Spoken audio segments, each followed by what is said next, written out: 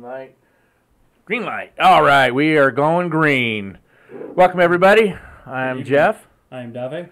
And we are beer drinkers with a Bible fetish. As you can see right here on the bottom, somewhere in there. Yeah, we've got it up right there. Anyway, we are beer drinkers with a Bible fetish. We come to you once a week. What we're doing is we are rating beer. As you can see, tonight I've got a Liberty Ale from San Fran. Or like a friend of mine said, you never say San Fran, you always say San Francisco. You got to say the whole thing. Somebody from San Fran told me this. They don't like to be called San Fran. Apparently not. They don't like to be called San Fran. That's okay. They're from NorCal, so we ignore what they say anyway. Yeah, well, we're just from California in general. We just ignore. Anyway, we can say that because we're actually originally from there, if you don't know. The southern part of the state, not the northern. Yeah. Yeah. All them quacks up there in San Francisco. Anyway, what we do is we're going to rate some beer. This one's actually not too bad. And then what we're going to do is we'll talk about some of the stuff in maybe the church world that's going on, some of the latest news or some of our opinions, some of the stuff we're seeing. And then if you happen to make any comments, like I said last week, on Facebook or any of those, we're going to make fun of you. So that's kind of just what we do. We like to make fun of things. But we will be making fun of you. Man, this beer actually isn't too bad. It's okay. You know, compared to the last one with the Volkswagen bus on it last week. Yeah, that was weird.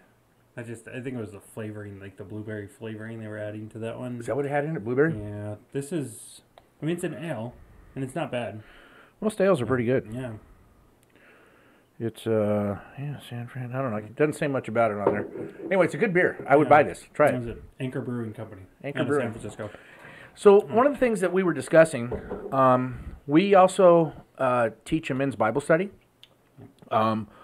Dave here actually focuses on, he did for a long time within the church world, the younger kids, the high school kids. Okay. So he has a lot of experience with that and dealing with the parents. In the past, I dealt with parents as a wrestling coach. So we kind of saw that. So we get to deal with the kids and how people are being raised today. And one of the books we're going over, we kind of wanted to talk about this tonight, is we're doing in our men's Bible study the book Wild at Heart. If you've never read it, I would definitely recommend reading this. As a guy or a girl, I would recommend reading it. By John Eldridge. Mike's grabbing the book right now. There's a little. This is the old version. I was just informed tonight. Apparently, they've redone it. I've had this book for so long. Yeah, John, after 10 years, updated a copy. So. Okay, so apparently some of it is rewritten. I don't know. Maybe he wrote it, focus on millennials or something. I don't know. That's what it looks like now. It's just an all-black cover. You'll notice I make fun of millennials a lot, too. But anyway. He's just jealous that he's not one. Anyway, I'm okay with it. Anyway, millennials just, I don't know. Yeah, anyway, yeah. This book really talks about masculinity and kids growing up today. And one of the big topics that we were talking about is if you look at little kids nowadays, they're very rambunctious. Well, all boys are rambunctious, right? And what do we want to do in society today when they're rambunctious? You tell them to stop. Tell them to Settle stop. down. Stop being a little boy. Yeah, exactly. My boy's crazy, right? He's getting out of hand. Drugs. He's got too much energy. It's this. It's that. Yeah, we put him on Ritalin nowadays or any of this other stuff, and there was a story. What do little kids do? They run around. They play cowboys and Indians. They shoot people with their toy guns. Of course, we can't do that now. We can't have guns anywhere. We all had those as a kid, So what do they play instead? They play a video game with a gun. Really, what's the difference? Now they're actually doing it in real life, killing somebody on a screen versus running around for fun with a plastic toy gun. Now, I will say, from what I've read, there is no correlation between video games and violence. So I'm not saying there's a correlation between the two. I don't want anyone to think like, oh, you're saying the video games cause violence. By no means. Just in the same way that when kids were little boys back for decades, played cops and robbers and cowboys and Indians and whatever else that is now, politically incorrect to play. I don't think any of that caused violence. I didn't think it made them racist. I think they were just being little boys because you'd have a little boy that was an Indian and a little boy that was a cowboy. And then after, but nobody wanted to be the Indian because they always lost. Right, because you'd always get caught when you played tag, because it was basically a giant game of tag that you would have a stick and throw at them. Yeah. And then once you got caught, the advantage of getting caught, at some point you got sick of running, you would stop, get caught, and then that made you the cowboy so you could go chase your friend around. It was a way to burn off energy. Yeah. It was harmless fun. It was a boy being a boy. Right. It was this little boy burning off energy, which was great because then when he came inside, Mom and Dad were like, oh, they're going to go to bed. I don't think that the video games necessarily cause kids to become violent nowadays. I would agree with that. I don't really think they do. I think that there needs to be a limit on how much they play it nowadays. Get your ass outside and go outside and play. I mean, yeah, that's just an issue of getting outside instead of sitting in front of your. Interact with your friends instead of interacting through people. Go out and actually socialize with somebody versus doing this all day long on your phone and you get real fast and fat thumbs doing that stuff. But anyway, I don't think that causes it. That's just a boy seeking out his energy and boyhood. Yeah. Playing those video games and. There was that article a while back, and this one was one I did read, where that boy cut out a gun or bit his sandwich, his peanut butter and jelly sandwich, in the shape of a gun and got in trouble at school. Really? We brought toy guns to school to play cowboys and Indians as a kid. Yeah. The gun issue has definitely hit our society hard. It has. And just all sorts of things that have happened. And it's terrible, the loss of life. But the fact that a lot of this just boys not being able to be boys. Mm-hmm. And I get the term, and everyone's going, oh, boys can't be boys. Well, you know what? In some cases, boys just need to be boys. They need to go outside. They need to run around. They need to play tag. They need to play catch. It's just what they did for years. The Sandlot. We watched the movie Sandlot last week. It was 45 years, so as my group we got together because we had a bunch of guys that hadn't seen it. And it's interesting. One of the opening scenes, you have Mom comes in to see the boy and tells him, go outside, play, scrape your knees, get hurt, rough yourself up, go get in trouble like everybody else. And it was funny to me, because that was a movie I grew up watching, and I remember my mom specifically saying, that's what I told you all the time when you were that old, because I was a little older when it came out. And, it's funny, because nowadays, the horror that I could imagine people saying, oh yeah, why would you tell your boy to go get in trouble? He's 12. Like, what? And of course, that's what boys are supposed to do. Trouble is reasonable, obviously. We're not talking go out and rob a bank or go do something. Go out and play ball, jump a fence. I don't know. I grew up skateboarding. You jumped fences to get into places that you were going to skate. You didn't have a choice. That's how you were going to get into the place. And then it was always amazing because every time we jumped a fence, I had a bunch of friends that we'd skate with. We'd show up at a school. We'd all hop the fence. And then we'd get into the area where all the skate spots were. There's 24 kids in there, all skateboarding. Yeah, already in. Right, and you're just sitting there like, obviously they know you're here, because every Saturday you showed up, everybody's there. So, it was just, if a cop would have showed up when we got in trouble, I don't know, we got chased out of plenty of spots. We never got a ticket, but plenty of friends did. And that was it too. The cops they weren't like today. You get in trouble by a police officer today, just to cover their own ass. They're gonna call your parents. They're gonna write you up. They're gonna arrest you. They're gonna do all this stuff that before it was, getting caught by the cops alone and just getting in trouble for that was enough. Half the time you're like, okay, I'm not doing that again. Mm-hmm. I remember as a kid getting caught on the roof, climbing on the roof basically of the school. I climbed up, scaled the wall, running around on the.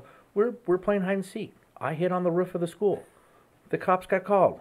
I set an alarm off somewhere along the way. Cops showed up, and I got in trouble for it. But it was no big deal. It was. They called my dad. He came and picked me up, said, I bet you won't do that again. No, probably not. Mm-hmm. And I never, of course, I think I did climb the roof a few more times, but I just didn't get caught. I think a lot of it comes down to, like, just in thinking about it and the conversation we're having, people aren't allowed to make mistakes nowadays, if you think about it. Mm-hmm. Like, talking about the issues you see in the news, you see all these people. People are, it's literally like one strike and you're out. We no longer have a society of forgiveness to allow people to move on, to make mistakes. And it's kind of sad. Like, there's no, you can't grow if you're not allowed to screw up at some point, especially, like, when you're young. How do you learn? Yeah. Like, in the draft, the NFL draft, there was a quarterback out of Wyoming. Somebody pulled his high school tweets from when he was like a freshman and sophomore. And it was a bunch of rap lyrics where they were using inappropriate language. And he had retweeted the rap lyrics. And somebody dropped him on draft day, like that morning before he's about to get drafted to a team, for whatever reason. And I heard the commentary all day. And the majority of the commentary and it was split, but the majority of the commentary was, the dude was a freshman in high school. Mm-hmm. He's gone through 4 years of high school and now 4, maybe 5 years of college, because I forgot how far Allen at Wyoming went, if it was 4 years, 5 years, but you're talking almost 10 years, right? Like 8 to 9 years that this guy's grown. And we're going to hold something he did when he was a freshman. if you go back and you think about how dumb you were when you were in high school, oh my God, especially freshman, sophomore, and I'm using the term dumb because if any of us are honest with ourselves when we were in high school, we were idiots.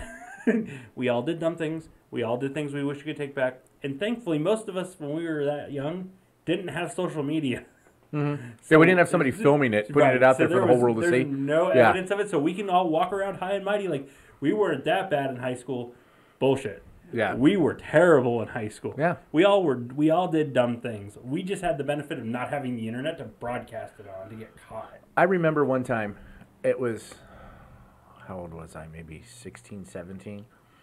So I'm at a park, Eisenhower Park in Orange, California, and we drinking beer already, 16, 17, and I'm a beer drinker, So we were drinking. Started young there, huh? We were drinking Molson Ale. We scraped up some money to get some good beer. We weren't drinking that cheap crap that, usually that $2 for 12 pack, beer that we were drinking back then. Was Molson $3? No, Molson was like $5 for a 6-pack or something. It was like, it was a lot more money. And we would drink it, me and my buddy Jeff, we would drink it out of frozen mugs. We'd actually bring frozen mugs in a cooler. I mean, we were styling, So we're at the park. And there's an upper plateau. If you can picture this, there's this, it's a big hill. And we're at an upper parking lot. And down below is Orange PD busting all the teenagers for drinking in the park. Well, we knew this back road. They never drove up that road. It was like this through a gated community area, so they never went up there. So we're hanging out up there drinking beer. Ha ha, look at him. He's getting busted. Ha ha, yeah, ha ha. Waving at him. Yeah, you're screwed, kind of thing, right? All of a sudden, here comes a car up behind us. The sheriff. Not the PD. It was the sheriff. The sheriff comes up and he goes, what you boys doing? Nothing. We're trying to put our beers down, put them away. He sees that we're drinking beer, and he knows, and you can see he's kind of laughing. He's an older guy. He's laughing, which is a good thing. Was an older guy. Cops today, oh, man.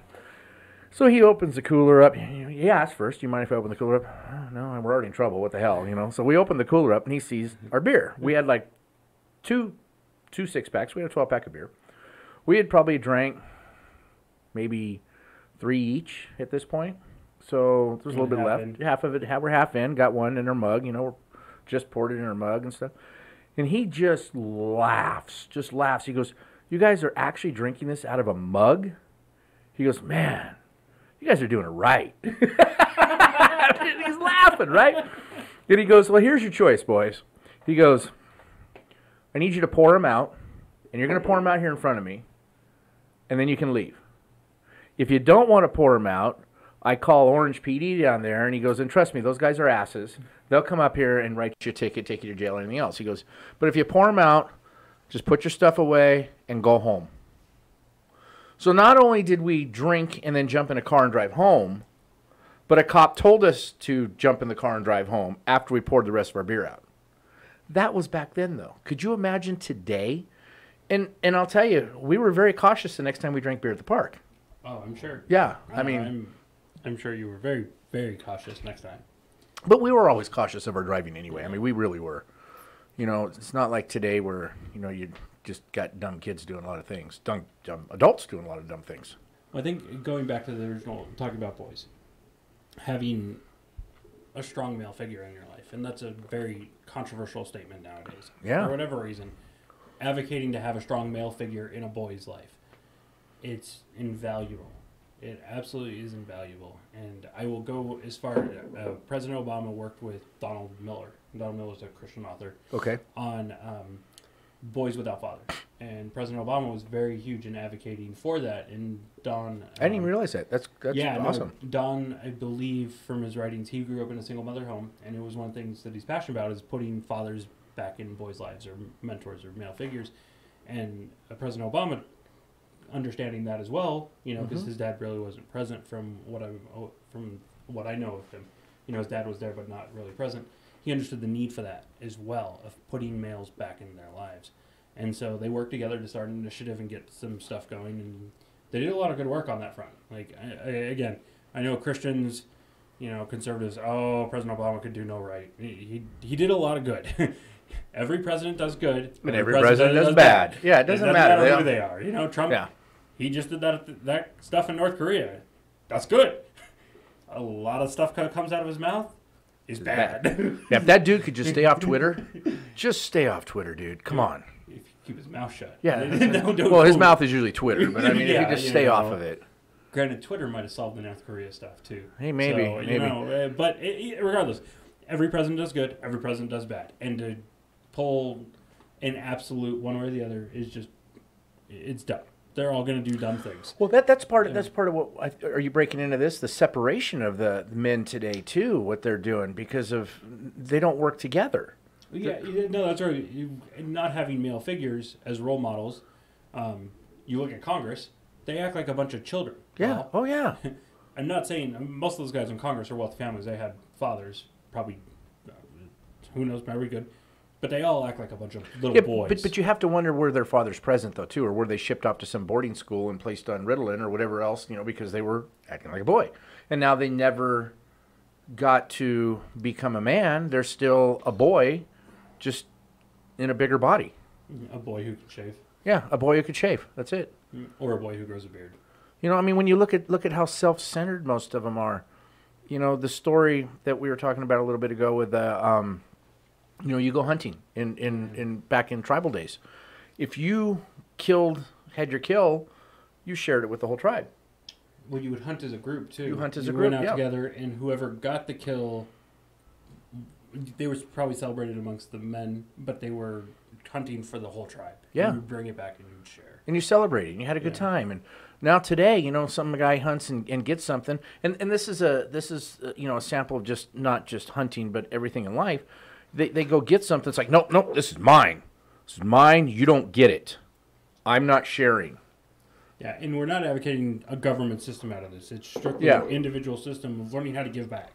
Yeah. Like, the one thing that bothers me so much about the Christian left, when they advocate that the Bible advocates for socialism. No, the Bible advocates for the church to give. For the church to give of itself. I don't read that it advocates for the government to do anything. We as the church should be doing that as the church.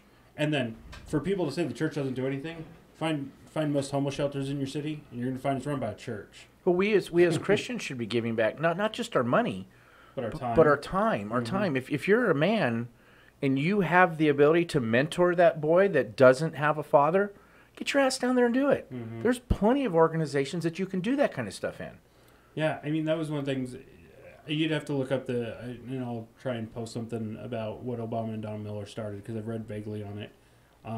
But it was an initiative all about mentoring, and there's plenty of groups out there. I mean, go through the list of athletes. They all have some form of mentor. Not all of them, but a lot of them have some form of mentors program. The successful ones successful athletes. We talked about that earlier too. The successful athletes, if you look at all of them, they always have a male mentor somewhere in there, or a father that was around in their life. Right. Or you get someone like Ray Lewis, who's a controversial figure because of his past, because he made so many mistakes.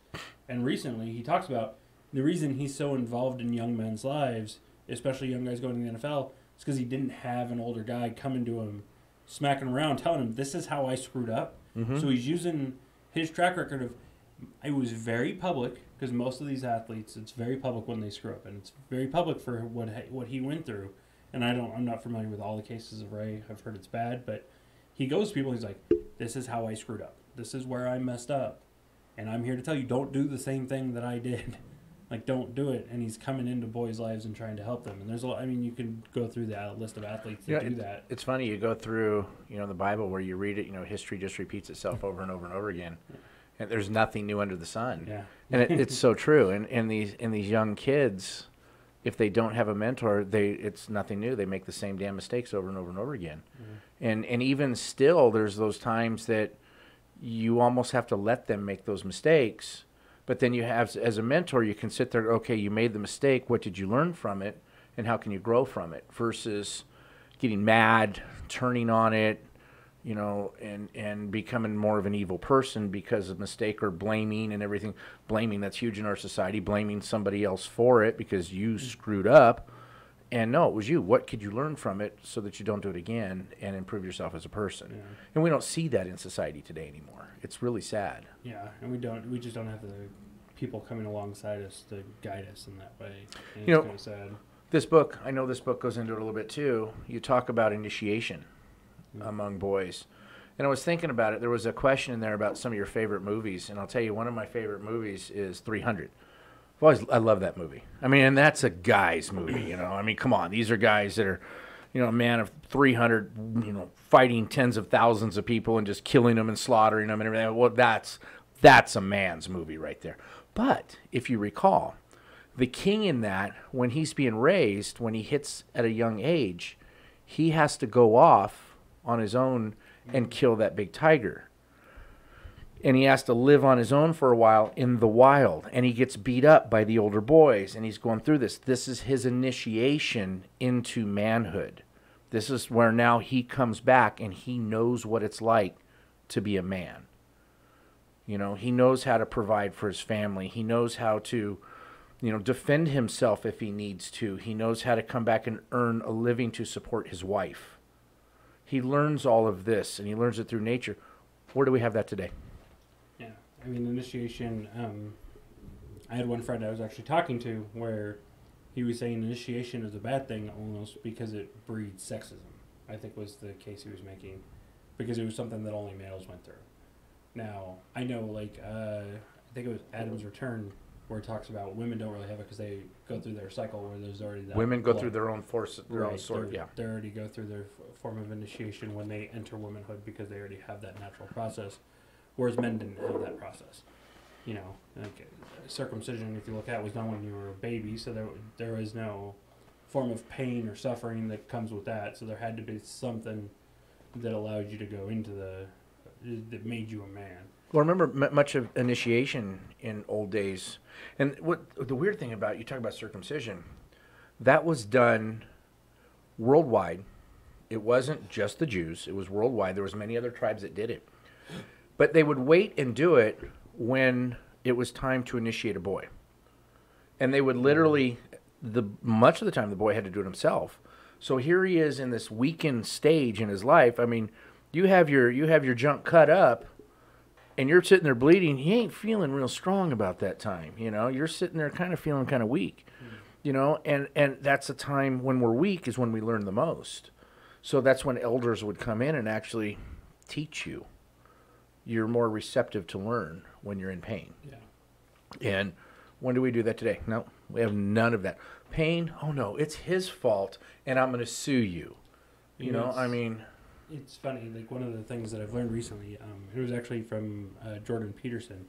He had talked about one of the things that that men need to do is, if you want to grow into manhood, is run toward responsibility. It's like if you ever want to grow, don't run from things, run to more responsibility. Take more on and watch how it helps. And it's been amazing because the season of the past year, I've just taken crap on. Just whatever, just bring it.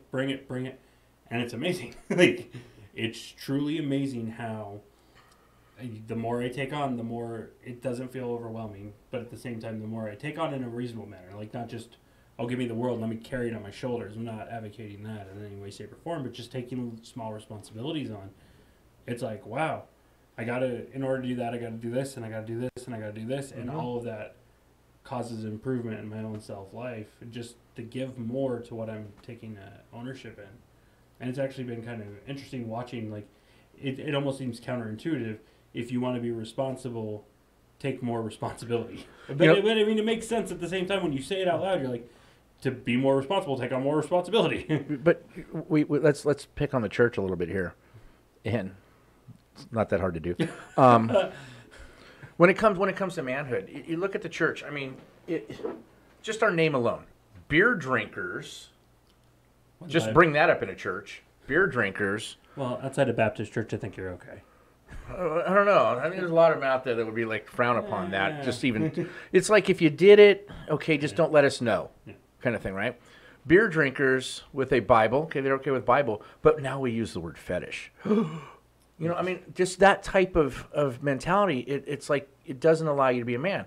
Here, so you have to be the good guy. You know, you got to be perfect. You can't cuss. You can't drink. You can't.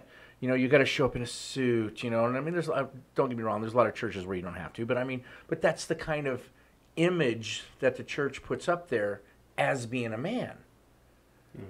You know, that's not a man. It's a man. A man goes hunting. A man loves his wife and his children. A man owns responsibility for the mistakes. Yeah. Of not just himself, but of his family. He takes responsibility of that. Absolutely. The man is the leader of the family. I know a lot of women might be upset that I say that, but let's face it, the man is the leader of the family. Well, it's just the way it is. When you go back to the biblical understanding, when you go back to Genesis, right? Adam and Eve. Eve was the one deceived. Eve was the one who ate of the fruit. Mm-hmm. But it was Adam that ultimately the blame fell, and Adam was the one expected to accept responsibility in the eyes of God. Yeah. Look, who did God ask for? Adam. God asked for Adam. Yeah, he didn't come around. Eve, hey, Eve, where are you? No, he came around. Adam, where are you, dude? Come on. And then he asked Adam, what did you do? What did you do? Absolutely. And then we go to where we go to today in society. We do exactly what Adam did. We act just like him. I didn't do it. She did fault. it. Yeah. You know, and that's society today.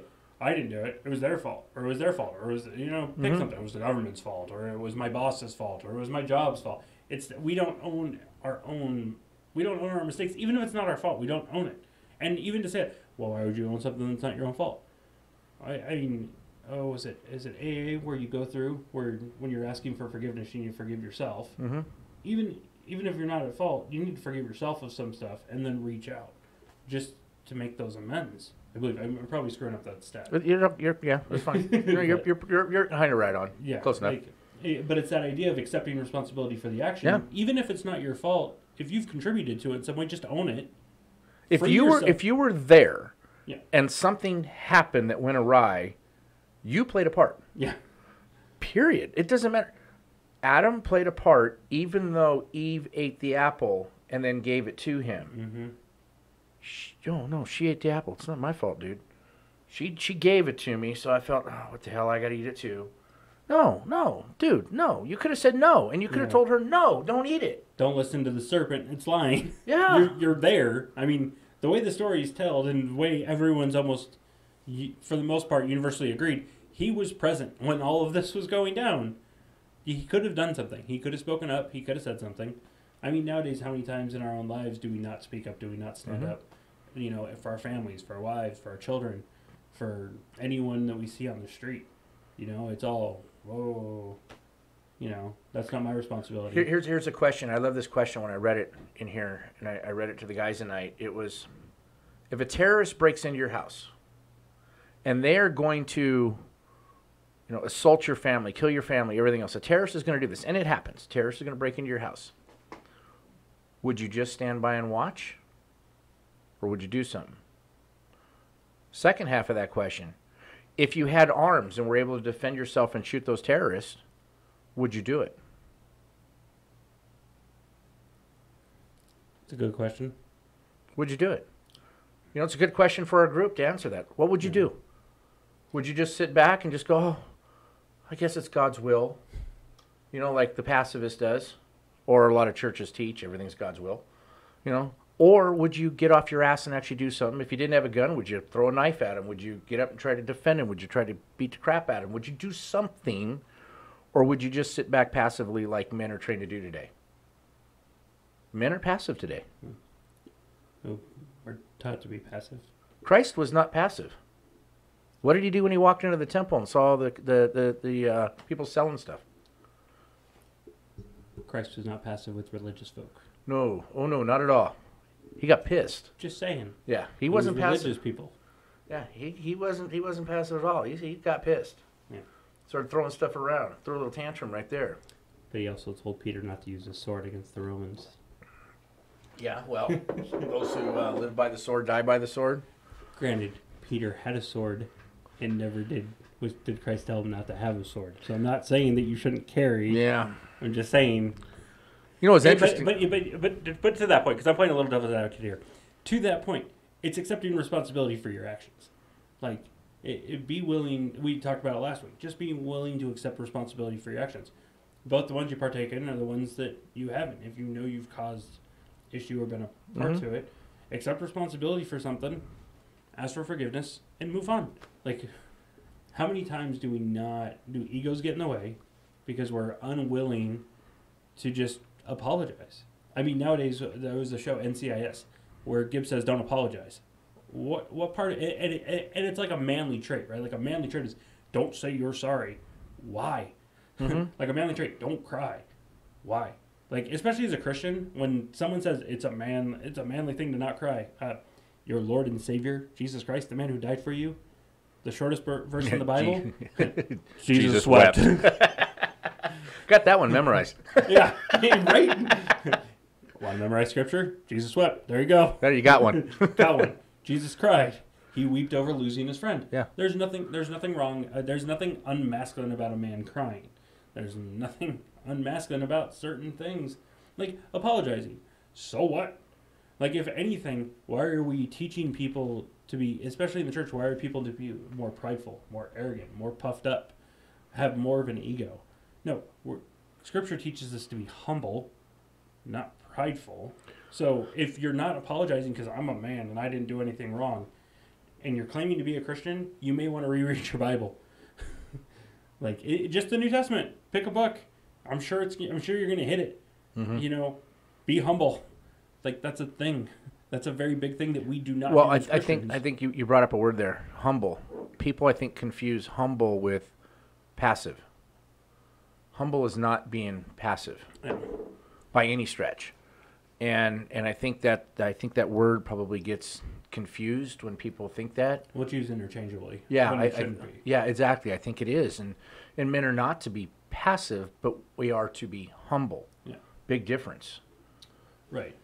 And humility takes time through age and wisdom. I mean, if there's one thing the Bible has taught us, when we look at the disciples, when they were young, these were not humble men. When you read the story of John and his brother, and the John that we know is the John that Christ loved, is, yes, Christ loved John, and he grew to old age and wrote great books, but when he was younger walking with Christ, him and his brother were known as the Sons of Thunder.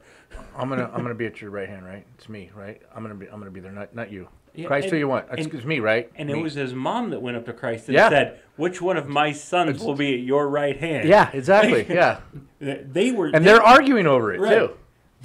It's me. Yeah. That's not humility. that's a little pride going on there. And mind you, it's John and his brother, not Peter. Yeah. Oh, yeah. We traditionally think Peter is the one who should be at the right Peter's hand. the foot and mouth. Yeah. Well, yeah, Peter's got a foot-shaped mouth. Yeah, exactly. But John's the one that's like, yeah, I'm going to be at the right hand. Granted, he probably, he's the one that Christ loved, lived of old age, did a lot of things. He might, but that's beside the point. He started out young and arrogant. Going back to the boy thing, even Christ, he gave them room to grow. I'm not going to say he allowed it, but he definitely gave these guys room to be young men, to make mistakes. But he scolded them. He rebuked them. Rebuke. Put them in their place. He put them in their place whenever they would screw up, and I think that's a mistake when you compare that to society today, too. It's like, oh, let Johnny go out and play and do what he wants. Oh, it's okay, Johnny, that you just did this. We're okay with it. No, whack him on the butt, That's... How do you get a boy's attention? Whack him on the butt. Girls, timeout works. Boys, not so much. Yeah, and every boy's different, going to respond differently. Yeah. But you still, there needs to be a stern hand to grow with the boy. Mm-hmm. Like the boys they're going to be wild, and they're going to be out of control. It's interesting. Here's my son. Probably, if he ever heard me talking about this, he might get mad, but maybe not. I remember when he was in... So send it to him so he can listen to the story. First grade. We had him in a private Christian school. So glad we got him out of it. But it was a private Christian school, and a female teacher, and he was a boy. I mean, he was a wild boy. That's my son. That he didn't sit still. I'm okay with that, because you can work with that, and he'll learn. If you're doing something with his hands at the same time you're teaching, he's going to learn. Easily. Give him a crayon. Let him start writing, and then teach him at the same time. Boys can multitask, women. We can. Me ape. No. No multitask. Yeah. No, do one thing one time. Yeah. No. Anyway, he could do that. Well, this teacher, because he wouldn't sit still, said he needed to be put on Ritalin. She said this. You got to take him to the doctor. We need him on Ritalin. I'm not doing that. But as new parents, he was our first child. We make fun of him sometimes. But he was our first child, so we would panic on stuff like this. So my wife ran him to the doctor, and thank goodness we had a male doctor that basically said, "You have a boy. He doesn't need anything. You have a boy. This is the way he is." Well, we pulled him out of that school. In fact, that school didn't even want him back unless we put him on drugs. Now, how can a school demand that? I don't know, but they did. So we pulled him out, thank goodness. We put him into a public school where he actually excelled. He had a male teacher that first year. He had a male teacher that knew what Brian was like going in, that knew what he needed, and Brian thrived at school. In fact, he took off. Grades went up. Everything did well. All because he had a male teacher that knew how to deal with a boy. Yeah. And, I mean, that brings up a whole list of other problems that we have in society today of masculinity and boyhood, and we have a drug problem. You know, so many kids being on drugs, and you hear about that both in the Christian world and secular world altogether. You know, it's just there's too many people on drugs. Yeah, well, just don't put your kids on the drugs. Yeah, stop giving them to them. Yeah, like there is a point where you can stop. So just because the teacher thinks she's a doctor and your kid needs drugs doesn't mean your kid needs drugs. Yeah. Well, traditionally, if a boy's running around with a lot of energy, he probably just needs to run around and burn it out. That's all it is. And they're wound pretty tight. Yeah, that's the way kids are. Well, it looks like we're hitting, the 30-minute mark here. That's kind of our goal each time. So, little quick rating of this beer. My beer is pretty much gone. I don't know what's up with you. You must not like it because I'm thinking this stuff's pretty good. I like to sip my beer. I don't chug like you. Millennials sip. Rest of us chug. He's just jealous. See, they're all dainty about their beer, these millennials. You want to hold my pinky out?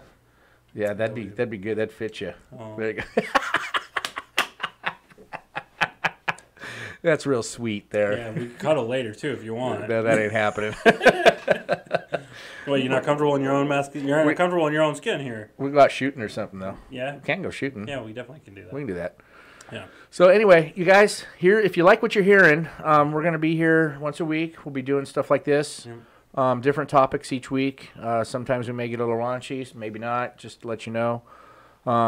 Obviously, you've heard some of the language. We're men. We're not going to sit there and not cuss and that type of stuff like what we're talking about. We are men. It's the way it goes. If you like what you hear, right in there somewhere, you can go to the Patron account. You can do a little donation if you want. We'd appreciate it. Yep.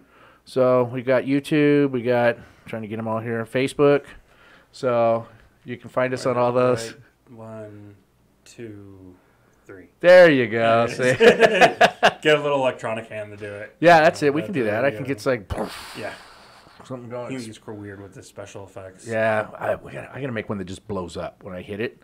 It just blows up. This guy loves to blow stuff up in fires randomly with not your brain. Special effects. You go out camping. Now, special effects are. Am I getting it? Yeah, he gets a little crazy.